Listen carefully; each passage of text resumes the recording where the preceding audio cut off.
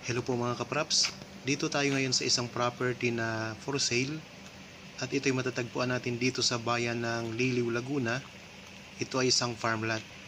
Ito katabi lang po mismo ng kalsada yan. Mayroon ng bakod na kawayan at sa magkabilang gilid may bakod na rin po ito na barbed wire. Ito po ang frontage, bali ang sukat nito ay nasa 70 meters ang frontage. So malawak din yan mga kapraps. Pantay na pantay ang lupa, pwede nyo ipasok ang inyong sasakyan sa loob ng property. At ang kagandahan mga kapraps, meron itong boundary na sapa sa bandang likuran ng property. At meron na rin tayong gate na kawayan. Ang distansya dito sa town proper ng Liliw at saka sa provincial road ay nasa 8 minutes travel time. Meron na ditong source ng tubig. Sa ngayon mga kapraps, meron itong mga tanim na mga lansones, saging, at mga puno ng niyog. Ayan po ang property. Dito na tayo sa loob mga kapraps. Mayroong 2 kubo sa loob ng property. Ito yung puno ng lansones. So marami ito mga kapraps. Pagdating natin doon sa may bandang ibaba naman ng property, kasi mayroon itong part na mababa, malapit sa tabing sapa na yun mga kapraps, yung mababang bahagi, pero patag din siya, kaya makikita nyo naman yan mamaya sa pagpunta natin. Yan, ang daming mga lansones. Ito yung 2 kubo. Yan, patag na patag ang lupa mga kapraps. Tapos ang kagandahan mga kapraps, mayroon na itong hagdan papunta doon sa may mababang bahagi ng property. Ito, pwede kayong tumambay dito. Yan, sa bandang likuran, ayan, makikita nyo, may mga tanim din na kawayan yan. Daming mga niyog mga kapraps. Kung sakaling maging interested kayo sa property na ito, pwede nyo kaming kontakin sa mga contact details na makikita nyo po sa inyong mga screen. Meron tayong Viber, cellphone number, Facebook Messenger, WhatsApp para sa mga OFW nating mga viewers ngayon.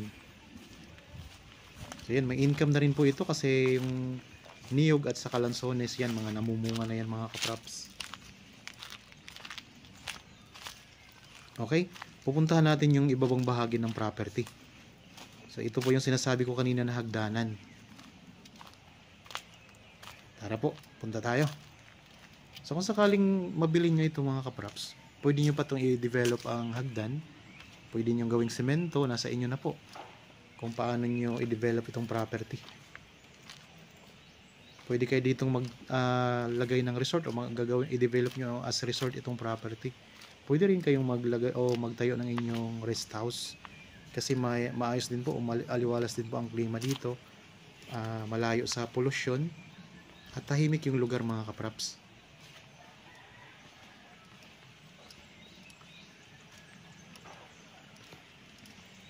Okay, samahan nyo lang po ako hanggang sa matapos itong video mga kapraps. Pupunta tayo doon sa may tabing sapa. Yan, nandito na tayo sa baba mga kapraps. Galing tayo doon kanina sa may bandang itaas. Okay. Tapos dito po, ito po yung mababang bahagi ng property. Ang boundary nito ay isang sapa mga kapraps na pwede nyo rin i-develop yan. Pwede gawing resort, nasa inyo na po. Yan, may mga tanim din na kawayan sa gilid.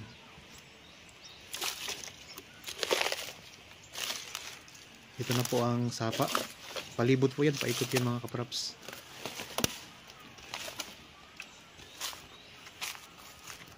So kanina doon sa may bandang itaas ng property, patag po doon. Pagdating natin dito sa may ibabang bahagi naman, patag din po yan mga kapraps. Tapos may mga tanim din ng mga lansones.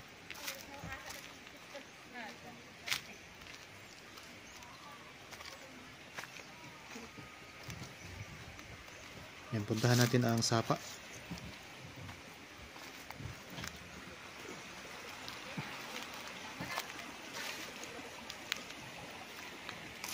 Ulitin ko lang mga kapraps ha, ito'y matatagpuan natin sa bayan ng Liliw, Laguna. At ang sukat nito ay 6,486 square meters. Ito ay titulado Ang frontage po, pinakita ko sa inyo kanina ay nasa 40 meters. May sakop na isang sapa mga kaprap sa bandang likuran. Dito na tayo ngayon sa bandang likuran ng property.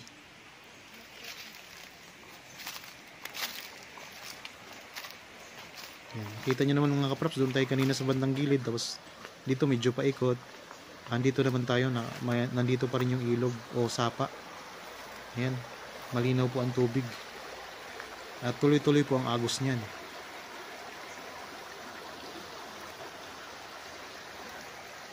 Kaya kung sakaling gusto nyo magpagawa ng swimming pool, mayroon na kayong source ng tubig. Running water yan mga kapraps. So ayun, ang daming mga lansones oh. Yan, may mga saging din dito.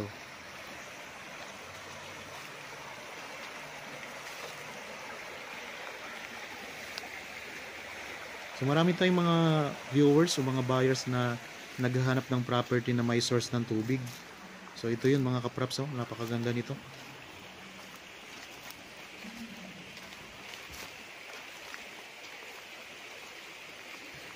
At ang presyo ay makikita nyo sa description box at sa title po nitong video.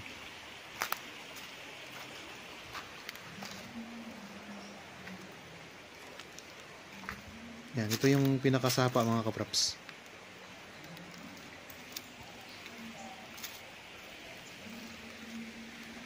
So sa mga interested dyan, pwede kayong tumawag sa amin, mag-text o mag-chat. Tapos ang karagdagang mga detalye, pwede nyo itanong pa sa amin. At mababasa nyo rin naman po sa description box mga kapraps ang detalye nito.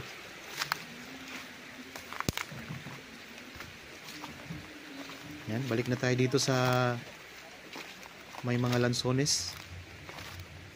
Yan, dami oh. Dami mga lansones mga kapraps. Yan, may mga kawayan din, pwede nyo gamitin yan kung sakaling magpagawa kayo ng kubo. Yung nakita nyo yung kubo kanina, dito rin sila kumukuha ng mga kawayan mga kapraps.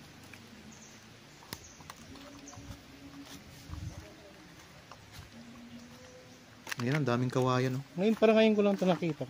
Yan, marami pang mga space ang lupa. Kung gusto nyo pang magtanim ng mga ibang mga prutas, pwede pa dito. May mga mabibili naman tayong mabilis mamunga. Rambutan, mga lansones, durian. Yan po ay mga pwede ditong itanim.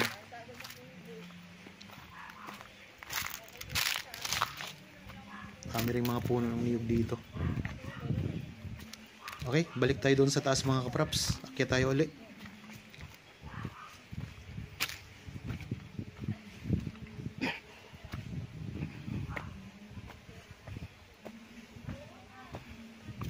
Banayad lang po ang pag-akyat natin sa taas. Hindi siya matarik na slope mga kapraps.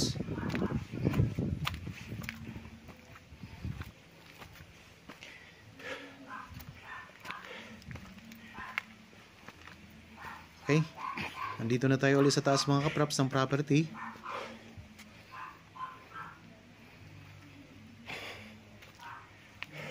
Kung nagustuhan nyo po ito mga kapraps, pwede nyo itong i-share sa inyong mga kakilala na naghahanap pa ng property, mga kaibigan, mga kamag-anak na naghahanap ng gustong gawing investment.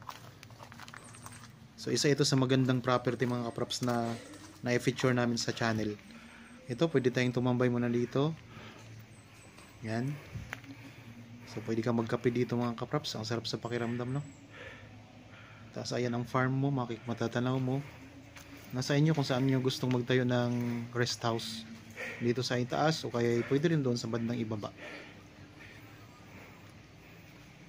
Okay, sana po nagustuhan nyo ang property na in-offer ko sa inyo ngayon. Para po sa bago pa lang sa akin channel at napadaan naman po dito sa akin channel, huwag niyo pong kalimutang mag-subscribe at pindutin na rin po ang notification bell para maging updated kayo sa mga bagong property na i-offer po namin. Maraming salamat po. Lagi tayong mag-iingat at God bless po sa ating lahat mga kaprap.